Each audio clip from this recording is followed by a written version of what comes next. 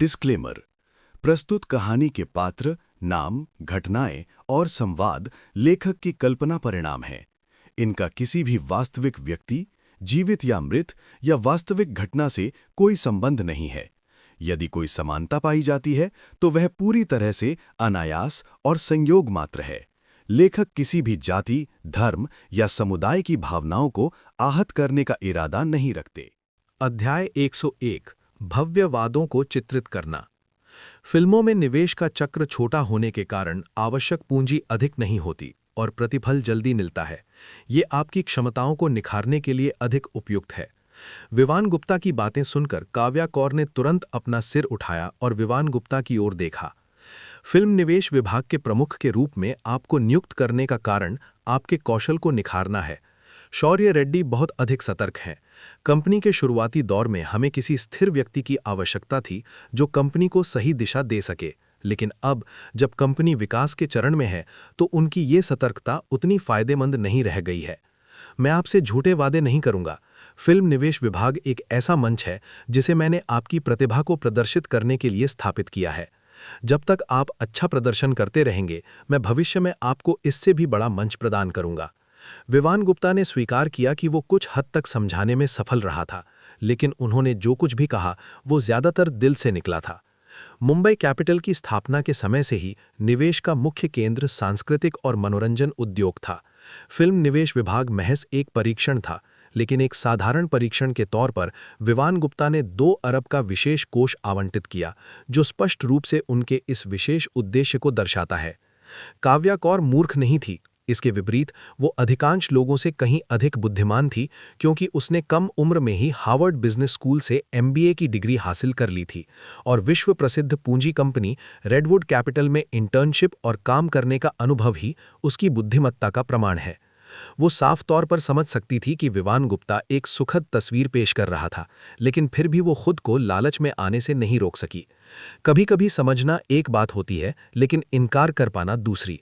इसमें कोई शक नहीं कि विवान गुप्ता के शब्दों ने काव्या कौर की गहरी इच्छाओं को छू लिया। वो अभी भी युवा थी और खुद को साबित करने के लिए एक मंच के अलावा और कुछ नहीं चाहती थी। अब विवान गुप्ता उसे बता रहा था कि वो ऐसा मंच प्रदान कर सकता है। काव्या कौर भला कैसे मना कर सकती थी। राष्ट्रपति विवान, आपके भरोसे के लिए धन्यवाद। मैं कंपनी के लिए मुनाफा कमाने की पूरी कोशिश करूंगी। काव्या कौर की बातें सुनकर विवान गुप्ता संतुष्टि से मुस्कुरा उठा। ये ठीक उसी तरह का कर्मचारी है जिसे बॉस पसंद करता है। वो प्रकार जो कंपनी के लिए मुनाफा कमा सकता है। वे लोग जो वास्तव में मूल्यवान हैं, उन लोगों के विपरीत जो केवल वफादारी का वादा करते हैं लेकिन जरूरत पड़ने पर बेकार साबित होते हैं। मैं पहले आपको कुछ कार्य सौंपूंगा। यदि आप इन कार्यों को सफलतापूर्वक पूरा कर लेते हैं तो मैं आपको 30 मिलियन से कम के निवेशों के लिए स्वायत्त परिचालन अधिकार प्रदान करूंगा, जिसमें पूर्व सूचना की आवश्यकता के बिना केवल बाद में रिपोर्टिंग करनी होगी। कृपया निर्देश दें। राष्ट्रपति विवान। विवान गुप्ता ने कुछ फिल्मों के नाम जो उसने पहले कागज पर लिखे थे काव्या कौर को दे दिए। लाल सागर अभियान, मैं चिकित्सा का देवता नहीं हूं, शिहोंग शहर का सबसे अमीर आदमी, detective Chinatown 2। Vivaan Gupta के अनुसार ये 2018 में घरेलू स्तर पर सबसे ज्यादा कमाई करने वाली फिल्में थीं। ये क्या है? काव्या कौर ने उत्सुकता से विवान गुप्ता से पूछा। मनोरंजन जगत में मेरे दोस्तों ने मुझे बताया है कि ये फिल्में अभी प्रोजेक्ट स्टेज में हैं। आपका काम इन फिल्मों में निवेशक बनना है, जितना हो सके उतना निवेश करना है। निवेश पर एकाधिकार करने के लिए आलोचना की चिंता ना करें। जब तक वे निवेश करने की हिम्मत करते हैं, हमारी कंपनी को पूरा निवेश करने में कोई आपत्ति नहीं है। विवान गुप्ता को एकाधिकारवादी कहलाने का कोई डर नहीं था। अगर उन्होंने सचमुच मनोरंजन उद्योग में कदम रखने का फैसला किया तो वे एक शक्तिशाली योद्धा की तरह पूरे जोश के साथ उतरेंगे और सब कुछ तहस नहस कर देंगे। अन्य उद्योगों की तुलना में जहां केवल पैसा ही आपको प्रवेश नहीं दिला सकता, मनोरंजन उद्योग अलग है, क्योंकि ये एक ऐसा उद्योग है जहां पूंजी ही सर्वोपरि है। यदि आपके पास पर्याप्त धन है तो आप नियमों की पूरी तरह से अवहेलना कर सकते हैं और मनमाने ढंग से उनका उल्लंघन कर सकते हैं। अब विवान गुप्ता कई फिल्मों में निवेश करने की योजना बना रहे हैं, आधिकारिक तौर पर इस क्षेत्र में प्रवेश कर रहे हैं और भविष्य के लक्ष्यों में थिएटर श्रृंखलाओं का अधिग्रहण करना, प्रतिभा एजेंसियों का अधिग्रहण करना और खुद एक निर्माता बनना शामिल है, जिससे मनोरंजन जगत में मुंबई कैपिटल द्वारा पूरी तरह से नियंत्रित एक पारिस्थितिकी तंत्र का निर्माण किया जा सके। अपने पिछले जीवन में विवान गुप्ता केवल एक छोटा निर्देशक बनना चाहता था, लेकिन इस जीवन में उसका लक्ष्य मनोरंजन जगत में निर्विवादित दिग्गज बनना है। हालांकि काव्या कौर को समझ नहीं आया कि विवान गुप्ता इतना आशावादी क्यों था, लेकिन चूंकि बॉस ने आदेश दिया था, इसलिए उसने स्वाभाविक रूप से काम करने का विकल्प चुना और तुरंत काम स्वीकार कर लिया। विवान गुप्ता ने काव्या कौर के साथ आधे घंटे तक विशिष्ट विवरणों पर चर्चा की, फिर अपनी भौहें मलते हुए रुक गया। अभी के लिए बस इतना ही। अगले कुछ दिनों में इन परियोजनाओं को आगे बढ़ाएं। अब से पूरा मुंबई कैपिटल स्थानांतरित होने की तैयारी करेगा। ठीक है राष्ट्रपति विवान, अगर और कुछ नहीं है तो मैं अब चली जाती हूं।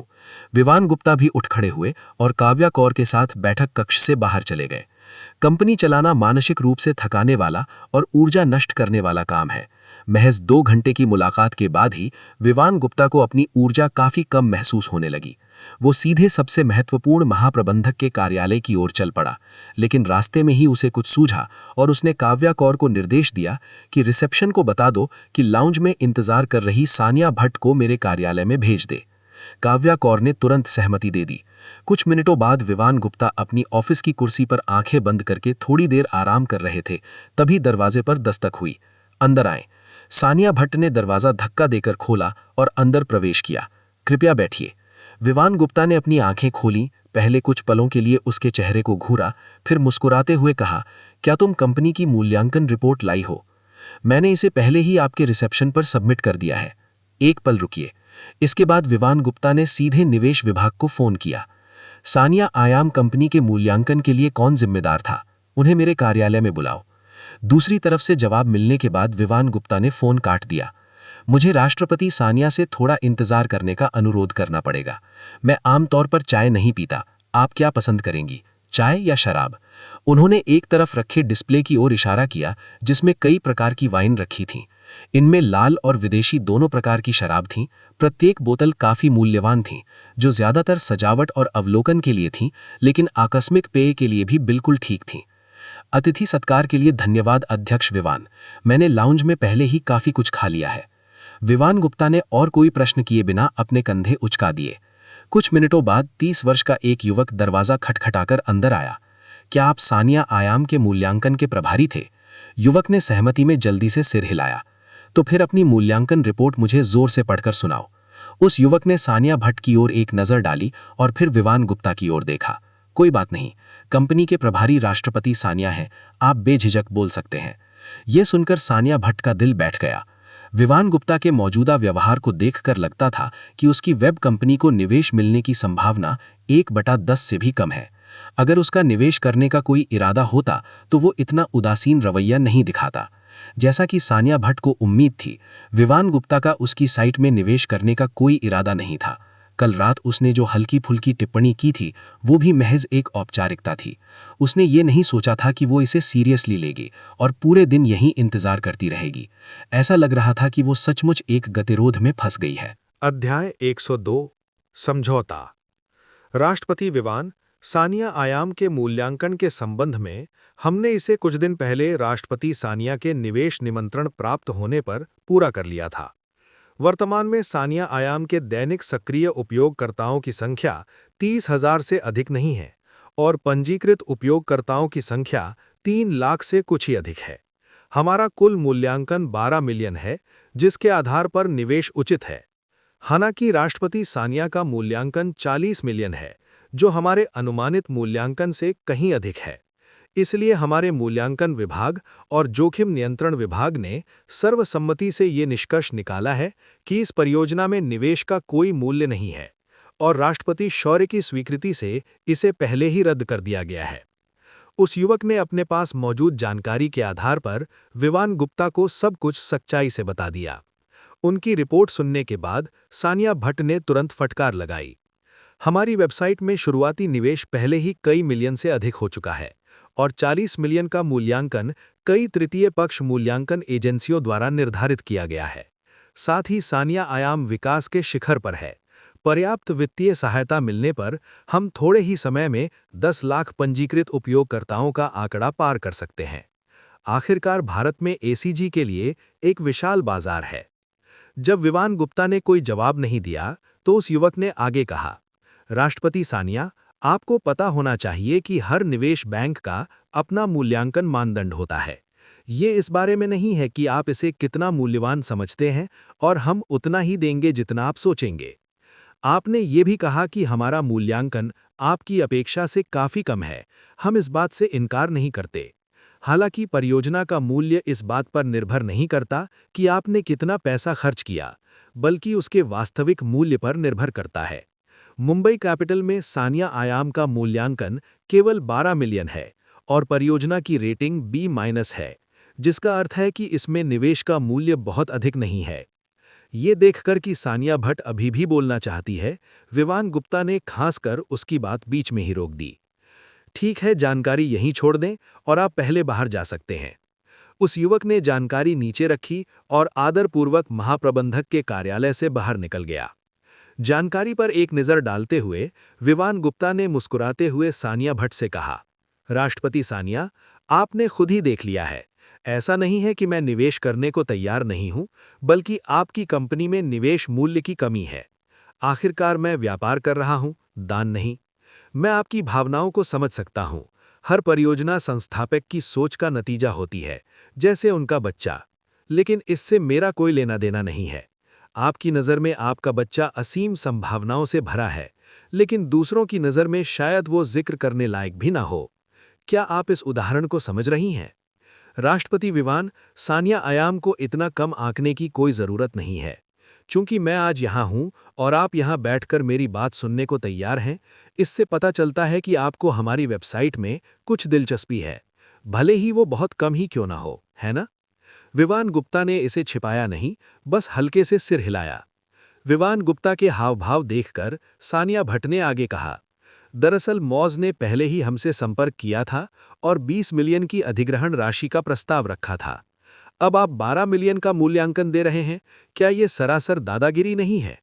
उसकी बातें सुनकर विवान गुप्ता मुस्कुरा उठी। राष्ट्रपति सानिया, क्या आप कुछ असंबंधित सुनना चाहेंगी? कृपया आगे जाएं।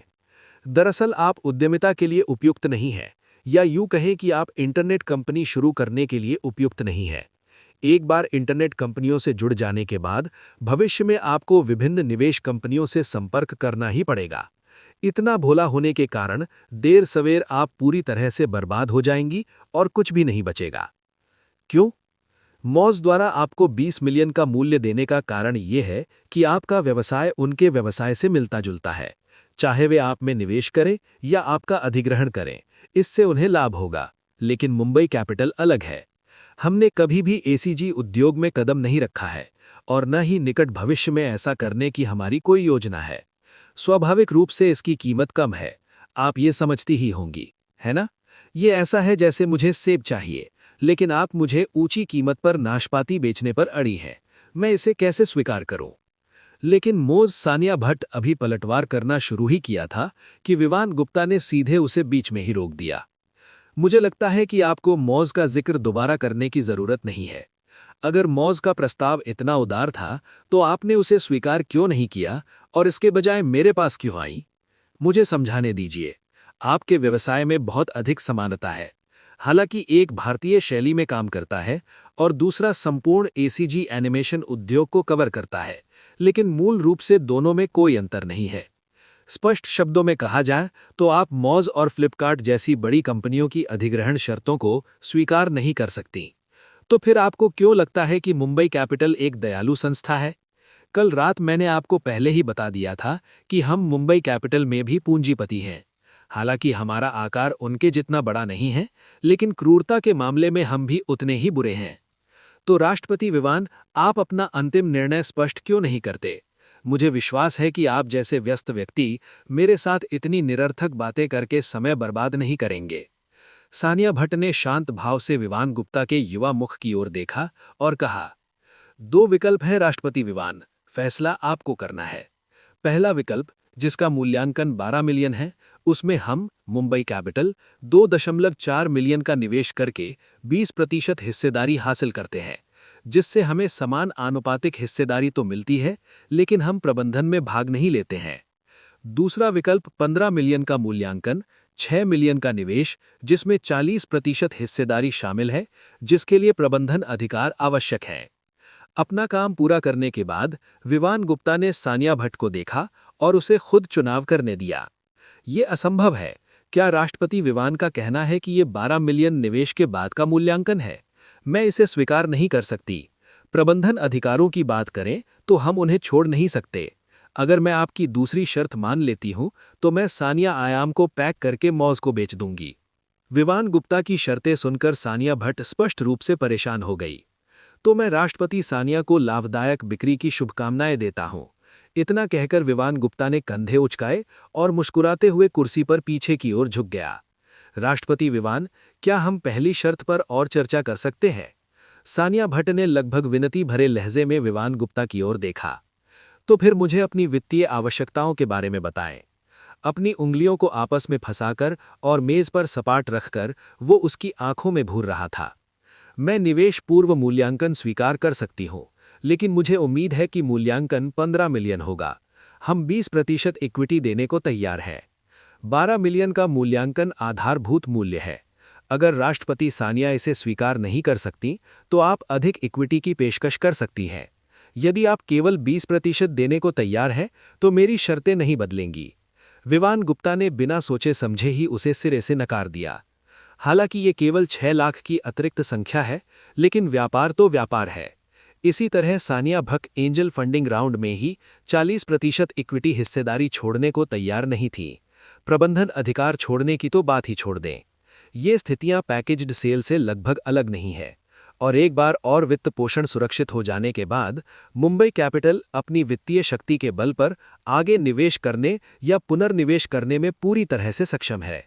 विवान गुप्ता से सहमत होने के बाद शायद जल्द ही सानिया आयाम के नाम के आगे एक नया नाम जुड़ जाएगा, मुंबई कैपिटल सानिया आयाम। अंत में सानिया भट्ट को पूंजी के आगे झुकना पड़ा। मुख्य समस्या ये थी कि वेबसाइट अब और टिक नहीं सकती थी। पूंजी निवेश के बिना उपयोगकर्ता जल्द ही भाग जाएंगे, जिससे ये बेकार हो जाएगी। हालांकि 24 लाख कोई बड़ी रकम नहीं है, लेकिन उनके लिए एक दौर गुजारने के लिए काफ़ी है। और हालांकि विवान गुप्ता की बेरहमी फ्लिपकार्ट और मौज से बहुत अलग नहीं थी, कम से कम उसने उसे उम्मीद की एक आखिरी किरण तो दी। चूंकि सानिया भट्ट सहमत हो गई, इसलिए विवान गुप्ता भी उससे हाथ मिलाने के लिए खड़ा हो गया। मुंबई मीडिया कंपनी और जिंगनाई मॉडल कंपनी के विपरीत उन्होंने व्यक्तिगत रूप से लाइव प्रसारण और इंटरनेट सेलिब्रिटी उद्योग के भविष्य के विकास के रुझानों को देखा था। लेकिन सानिया आयाम अलग है। उनकी दूरदर्शिता में उन्होंने इस साइट के बारे में कभी नहीं सुना था। ये निवेश एक तरह से प्रयोग करने जैसा था। वो ये देखना चाहता था कि क्या वो भविष्य को बदल सकता है। अध्याय 103। विवान गुप्ता अपने दोस्तों का फायदा उठाता है। कंपनी के मामलों को निपटाने में पूरा दिन लग गया। अगले 1 सप्ताह तक, जब तक कि मुंबई मीडिया कंपनी ऑनलाइन नहीं हो जाता, विवान गुप्ता के लिए आराम का समय है। अगली शाम 6 बजे विवान गुप्ता अपने 160 मिलियन रुपए के आलीशान बंगले के स्काई गार्डन में ओल्ड शाह और लीवन सिंह, जाहिद अंसारी के साथ बातचीत कर रहे थे। इसी बीच घर के अंदर जिनरुप एक समूह का नेतृत्व करते हुए पार्टी का माहौल तैयार कर रही थी। स्टेट बैंक ऑफ इंडिया द्वारा विवान गुप्ता के लिए बनाई गई सहायक टीम असल में व्यवसाय से ज्यादा जीवन शैली से जुड़ी है, जिसका उद्देश्य विवान गुप्ता के जीवन को सुगम बनाना है। अगर कंपनी से जुड़े कोई जरूरी मामले होते तो विवान गुप्ता बाहरी लोगों की मदद कैसे ले सकता था? ये पार्टी बेहद शानदार थी। केवल पेय पदार्थों पर ही विवान गुप्ता को 10 लाख से अधिक का खर्च आया और अन्य खर्चों को मिलाकर कुल राशि 20 लाख से अधिक हो गई। अनौपचारिक बातचीत के दौरान लीवन सिंह ने अचानक एक गंभीर विषय का जिक्र किया। ओल्ड विवान, इन्फ्लुएंसर फेस्टिवल लगभग तैयार है, जो दिवाली सेल के ठीक बाद आयोजित किया जाएगा। अधिकांश प्रमुख इन्फ्लुएंसरों को आमंत्रित किया जा चुका है। विवान गुप्ता ने सिर हिलाकर पूछा, क्या आपने प्लेटफॉर्म के अधिकारियों से संपर्क किया है? मौज और फ्लिपकार्ट दोनों ने आधिकारिक तौर पर भाग लेने पर सहमति जताई है। हालांकि नामकरण अधिकार अभी तक बेचे नहीं गए हैं। वे कंपनियां अभी भी अवलोकन कर रही हैं। ये सुनकर विवान गुप्ता हंस पड़ा। ये सामान्य बात है। चूंकि इन्फ्लुएंसर फेस्टिवल एक नया विचार है, इसलिए वे इसके बारे में अनिश्चित हैं। लेकिन एक बार जब इसकी चर्चा बढ़ने लगेगी तो कई कंपनियां विज्ञापन स्थान और नामकरण अधिकार पाने के लिए होड़ करेंगी। लीवन सिंह को इस बात पर कोई शक नहीं था। इसके अलावा केवल उनके जिंगनाई मॉडल कंपनी के इन्फ्लुएंसर्स, जिनके फॉलोअर्स एक दूसरे से मिलते जुलते नहीं हैं, का ही प्रभाव 1 अरब से अधिक है। इतना ही नहीं, प्रिया पॉप और मेमोरीज जैसे शीर्ष इन्फ्लुएंसर्स को भी आमंत्रित किया गया था। ये इन्फ्लुएंसर फेस्टिवल 2016 में आए इन्फ्लुएंसर बूम के बाद से सबसे भव्य आयोजन है। इस बारे में बात करते हुए विवान गुप्ता ने ओल्ड शाह को चिढ़ाने से खुद को रोक नहीं पाया। क्या ओल्ड शाह को इस इन्फ्लुएंसर फेस्टिवल में भाग लेने में कोई दिलचस्पी है? आप भी तो एक शीर्ष स्तर के इन्फ्लुएंसर हैं। आपकी उपस्थिति बाकी सभी को पीछे छोड़ देगी। ये सुनकर ओल्ड शाह ने विवान गुप्ता की ओर आंखें घुमाईं। मुझे इन्फ्लुएंसर फेस्टिवल में भाग लेने में कोई दिलचस्पी नहीं है, लेकिन मुझे आपके नामकरण के अधिकार में काफ़ी दिलचस्पी है। अपनी कीमत खुद तय करें। ओल्ड शाह उन लोगों में से पहले थे जिन्हें पता था कि जिंग नाई मॉडल कंपनी इन्फ्लुएंसर फेस्टिवल की मेज़बानी कर रहा है, और वे निवेश से स्पष्ट रूप से अवगत थे, जिसमें आयोजन स्थल का किराया और विभिन्न निमंत्रण शामिल थे, जो करोड़ों से अधिक था। सामान्य तौर पर ऑफलाइन आयोजन जैसे कि ये इन्फ्लुएंसर फेस्टिवल इतना महंगा नहीं होता है, लेकिन विवान गुप्ता ने विशेष रूप से निर्देश दिया था कि पहले इन्फ्लुएंसर फेस्टिवल का उद्देश्य नाम पहचान हासिल करना है, न कि मुनाफा कमाना। इसलिए सभी खर्च उच्चतम मानकों के अनुरूप किए गए, जिसमें मुख्य खर्च इन्फ्लुएंसरों की उपस्थिति शुल्क पर हुआ। इससे उनकी कंपनी के कई प्रमुख इन्फ्लुएंसर बाहर रह गए, जो दोस्ती के नाते मुफ्त में शामिल होते हैं। लेकिन विवान गुप्ता के लिए कोई भी खर्च अफसोसजनक नहीं है। एक बार जब नाम स्थापित हो जाएगा, तब जब भी कोई इन्फ्लुएंसर फेस्टिवल की बात करेगा तो सबसे पहले जिंग नाई मॉडल कंपनी के इन्फ्लुएंसर फेस्टिवल का ही नाम याद आएगा, और इस आधिकारिक प्रभाव को किसी भी कीमत पर खरीदा नहीं जा सकता। सबसे सरल उदाहरण के तौर पर, विश्व भर में अनगिनत फिल्म समारोह आयोजित होते हैं, लेकिन जनता द्वारा केवल 3 को ही मान्यता प्राप्त है: वेनिस अंतर्राष्ट्रीय फिल्म महोत्सव, कान अंतर्राष्ट्रीय फिल्म महोत्सव और बर्लिन अंतर्राष्ट्रीय फिल्म महोत्सव। विवान गुप्ता का उद्देश्य जिंग नाई इन्फ्लुएंसर फेस्टिवल को सबसे प्रतिष्ठित इन्फ्लुएंसर फेस्टिवल बनाना है। मुझे डर है कि अगर मैंने कीमत बताई तो मुझे बुरा लगेगा। बेहतर होगा कि आप भाई लीवन से बातचीत करें। विवान गुप्ता की बातें सुनकर ओल्ड शाह ने लीवन सिंह की ओर देखा। क्या ओल्ड शाह गंभीर हैं? क्या आपको लगता है कि मैं मजाक कर रहा हूं? हाल ही में मौज फिर से सक्रिय हो रहा है, संभवतः फंडिंग का डी राउंड शुरू करेगा, और मीशो ने मई में जुटाए गए 75 मिलियन रुपए लगभग समाप्त हो गए हैं, इसलिए वे भी जल्द ही डी राउंड शुरू कर सकते हैं। इस समय लाइव स्ट्रीमिंग उद्योग में भारी उथल पुथल मची हुई है। हर प्लेटफॉर्म मौज और मीशो के बाजार में अपना हिस्सा चाहता है। जो सफल होंगे वे उनके साथ खड़े होकर शान से खड़े रहेंगे। जो असफल होंगे उन्हें पतन का इंतजार करना पड़ेगा, क्योंकि स्ट्रीमिंग का बाजार इतना बड़ा नहीं है कि सैकड़ों प्लेटफॉर्म इसे आपस में बांट सकें। इस साल 1 अरब रुपए की फंडिंग जुटाने के बाद मैंने कुछ महीने पहले B+ राउंड की घोषणा की थी, लेकिन कोई निवेशक दिलचस्पी नहीं दिखा रहा था। इसलिए मैं पांडा टीवी के प्रभाव को अन्य तरीकों से बढ़ाने पर विचार कर रहा हूं।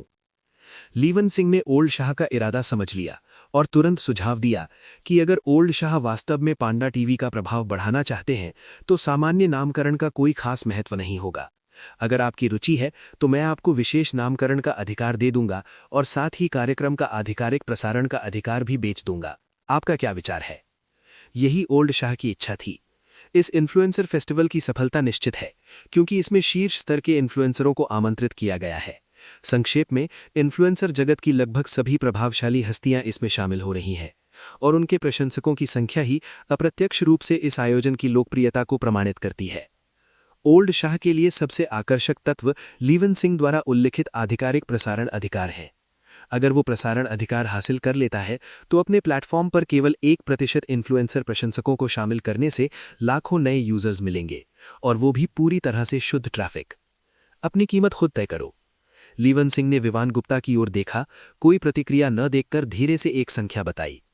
45 मिलियन दर्शकों के लिए विशेष नामकरण और आधिकारिक प्रसारण एक साथ। कितना? 45 मिलियन। लीवन सिंह ने दोहराया। अरे बदमाश, जान पहचान वालों का फायदा उठा रहे हो, है ना? पूरे आयोजन की लागत तो कुछ करोड़ है, लेकिन तुम मुझे 45 मिलियन बता रहे हो। इससे पहले कि लीवन सिंह अपनी बात पूरी कर पाता, विवान गुप्ता ने शांत भाव से ओल्ड शाह को उत्तर दिया। ओल्ड शाह महोदय, आप जानते हैं कि ये कीमत अधिक नहीं है। विवान गुप्ता को शांत भाव से बोलते देखकर ओल्ड शाह ने निडरता से कहा, मुझे पता था कि ये तुम्हारा ही विचार था। लीवन सिंह, ये ईमानदार लड़का इतना चालाक नहीं होगा। ओल्ड शाह का आकलन सुनकर लीवन सिंह के मन में निराशा की लकीरें दौड़ गईं, क्योंकि वो सोच रहा था कि ये एक गंभीर व्यावसायिक बातचीत है, लेकिन उसे एहसास हुआ कि ओल्ड शाह मजाक कर रहे थे। विवान गुप्ता को भी पता था कि ओल्ड शाह मजाक कर रहे थे, इसलिए उन्हें कोई फर्क नहीं पड़ा। बल्कि उन्होंने अपना फोन निकाला और उसमें मौज के जीएम चिराग शाह के साथ आधिकारिक प्रसारण अधिकारों और विशेष नामकरण के बारे में हुई बातचीत का उजागर किया। विवान गुप्ता की कीमत 65 मिलियन थी।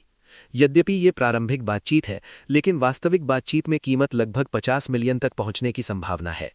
इससे कम होने पर विवान गुप्ता इन्फ्लुएंसर फेस्टिवल की प्रतिष्ठा को कम करने के बजाय इसे छोड़ना बेहतर समझेगा। यहीं पर विवान गुप्ता ने स्ट्रीमिंग प्लेटफॉर्म की बढ़ती मांग को भांप लिया। किसी भी कंपनी के लिए इन्फ्लुएंसर फेस्टिवल के नामकरण और प्रसारण की लागत 65 मिलियन सुनकर विवान गुप्ता को पागलपन लगेगा और वे आउटपुट और राजस्व के कम अनुपात को देखते हुए 5 मिलियन भी देने को तैयार नहीं होंगे। किसी फेस्टिवल में विज्ञापन क्यों करें जबकि कुछ अरब खर्च करके किसी लोकप्रिय वैरायटी शो के लिए विशेष नामकरण हासिल किया जा सकता है। लेकिन स्ट्रीमिंग प्लेटफॉर्म अलग है। ये ट्रैफिक हासिल करने का एक बेहतरीन मौका है। अगर ये ट्रैफिक सही तरीके से उपभोक्ताओं में परिवर्तित हो जाता है तो लाखों खर्च किए गए पैसे से बड़ा मुनाफा मिलता है। ओल्ड शाह भी इस तर्क को समझते थे, लेकिन पांडा टीवी वास्तव में इतनी रकम वहन नहीं कर सकता था। पहले दिया गया 1 अरब तो बहुत पहले ही खर्च हो चुका था। अध्याय 104 पार्टी शुरू होती है। ये सोचकर ओल्ड शाह ने भी असहायता से अपना सिर हिलाया। हम कुछ नहीं कर सकते।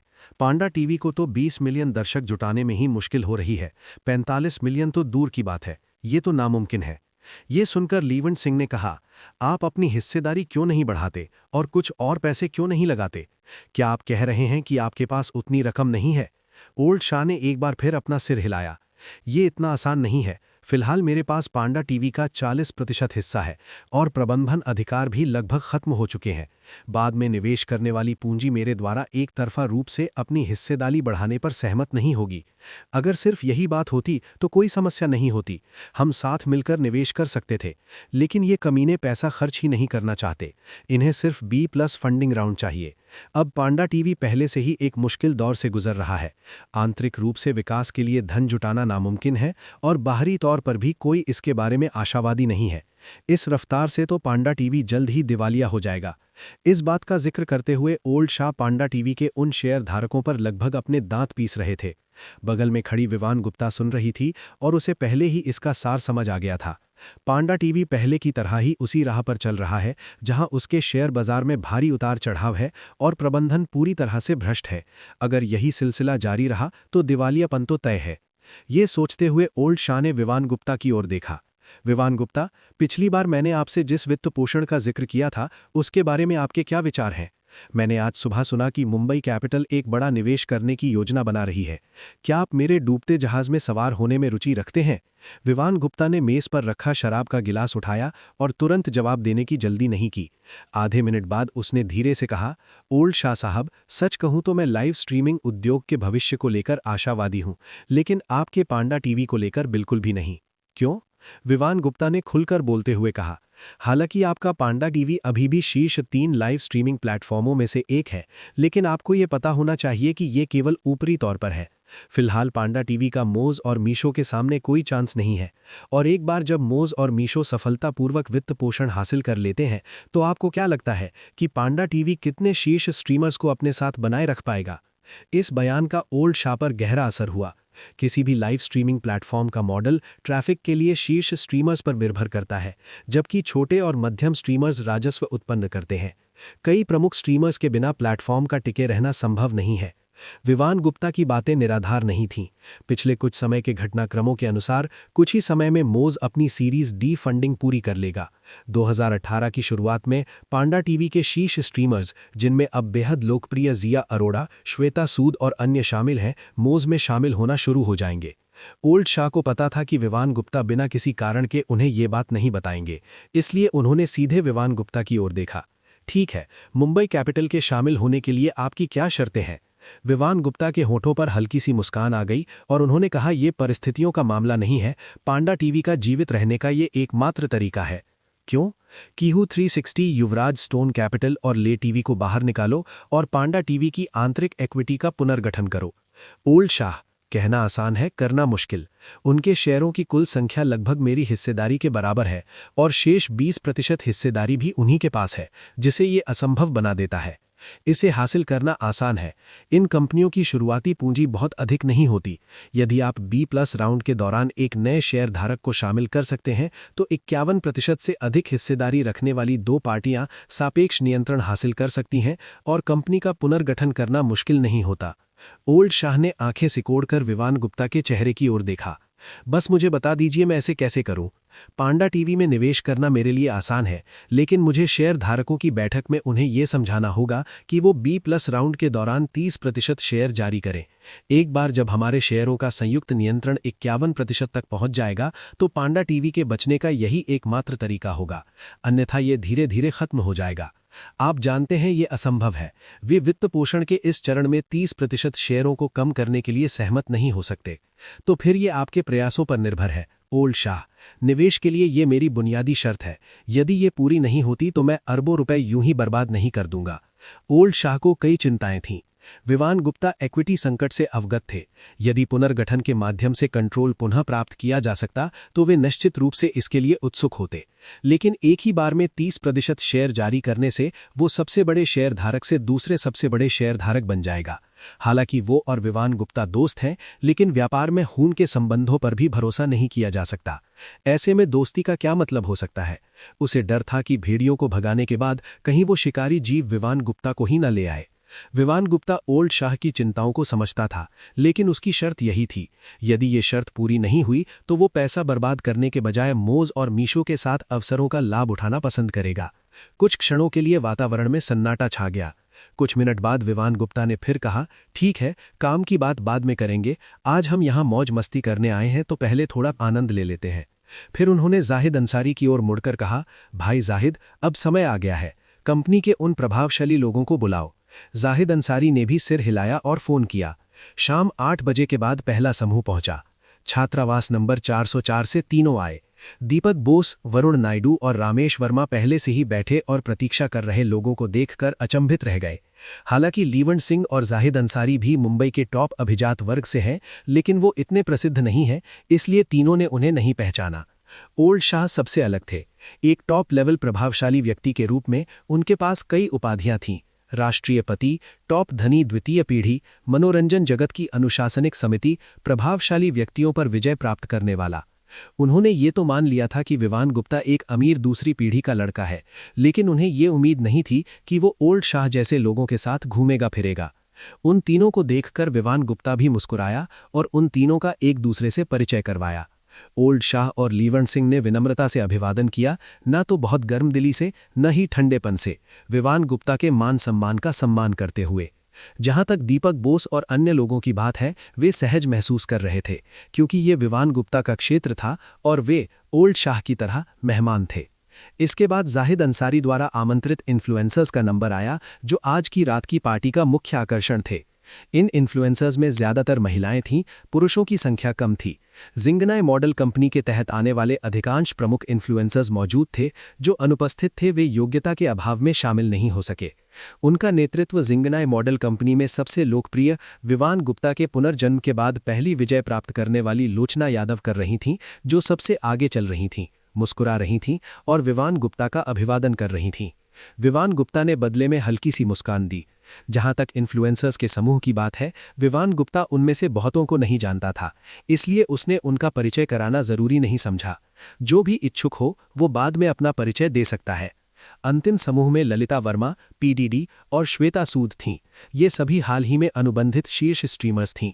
600 वर्ग मीटर से अधिक के इस आलीशान घर में दर्जनों लोगों की पार्टी आसानी से आयोजित की जा सकती थी।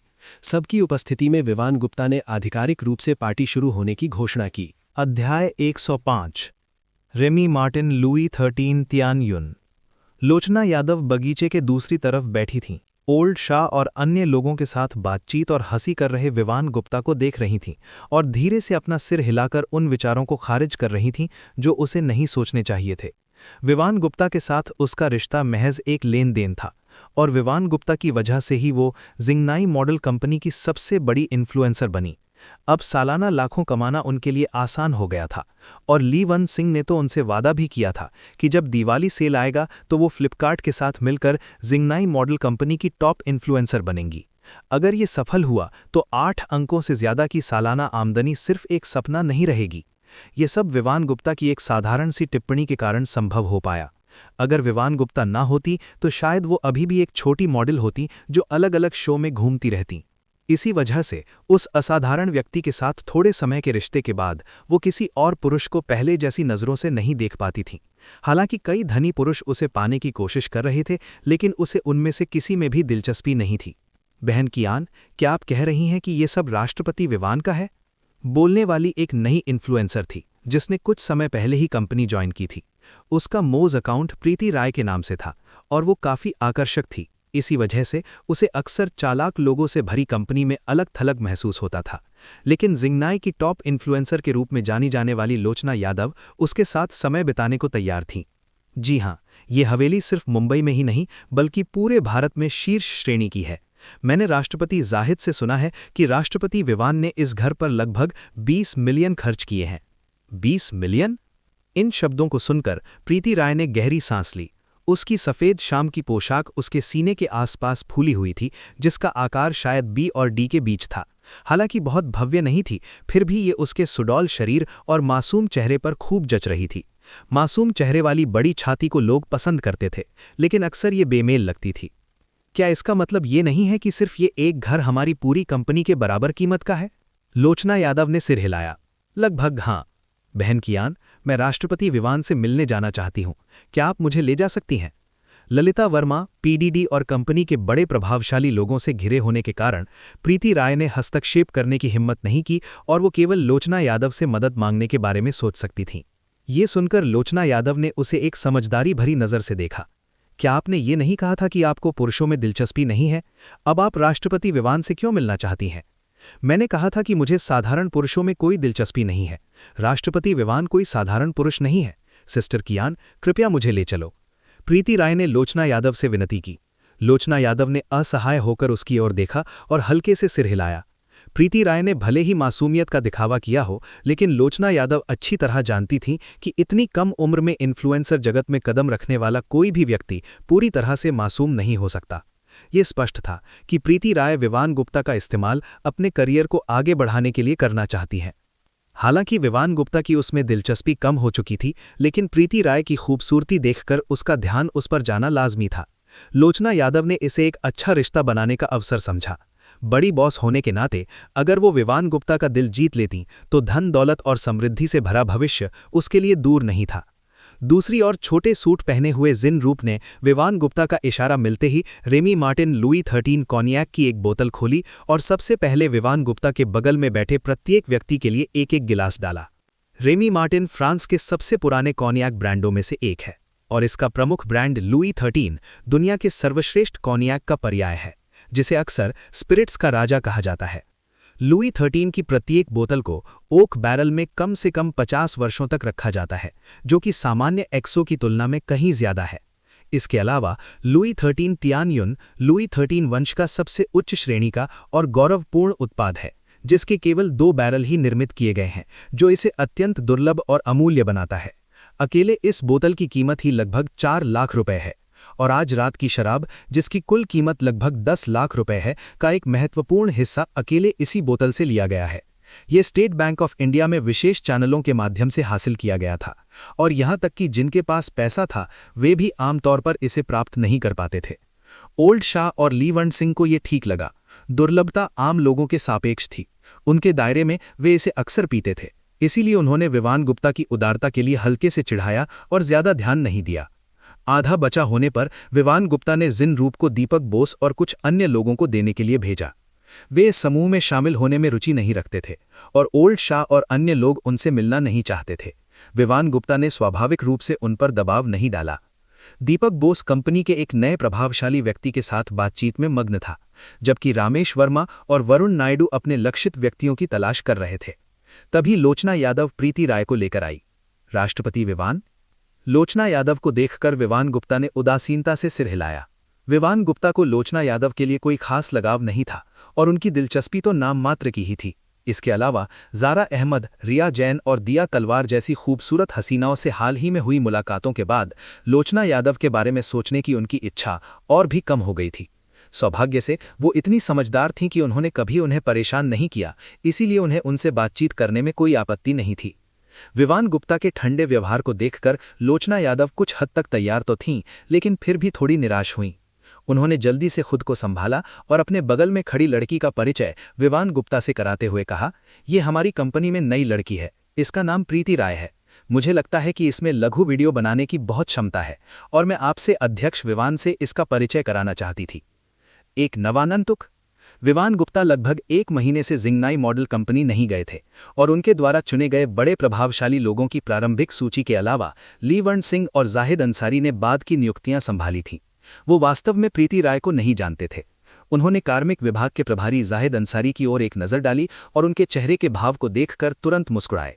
एक खास तरह की पसंद रखने वाले साथी बुजुर्ग होने के नाते ऐसा लगता था कि जाहिद अंसारी की नज़र पहले से ही इस लड़की पर थी, लेकिन उन्होंने अभी तक कोई कदम नहीं उठाया था। नमस्कार अध्यक्ष विवान, मेरा नाम प्रीति राय है। मैं लगभग 1 सप्ताह से कंपनी में काम कर रही हूँ। प्रीति राय ने शर्म से विवान गुप्ता का अभिवादन किया। नाम प्रीति राय, उपस्थिति 93, स्वास्थ्य 91, स्नेह 70। अपने सामने खड़ी लड़की को देखकर विवान गुप्ता को एक पहचानी सी अनुभूति हुई। प्रीति राय नाम का ये शख्स कुछ ही वर्षों में मोज पर 4 करोड़ फॉलोअर्स के साथ एक टॉप इन्फ्लुएंसर बनने के लिए नियत था। विवान गुप्ता ने शुरुआत में उन्हें इन्फ्लुएंसर लिस्ट में शामिल करने का विचार किया था, लेकिन जब उन्हें पता चला कि वो अभी तक मोज पर नहीं है तो उन्होंने उन्हें लिस्ट से हटा दिया। अप्रत्याशित रूप से 1 महीने के उतार चढ़ाव के बाद वो अंत में उनकी कंपनी में शामिल हो गईं। क्या ये ठीक उसकी गोद में उतरने जैसा था? सौंदर्य प्रेमी होने के नाते प्रीति राय को देखते ही विवान गुप्ता ने तुरंत अपना चेहरा बदल लिया। हल्की मुस्कान के साथ उन्होंने धीरे से कहा, बस खड़े मत रहो, बैठ जाओ।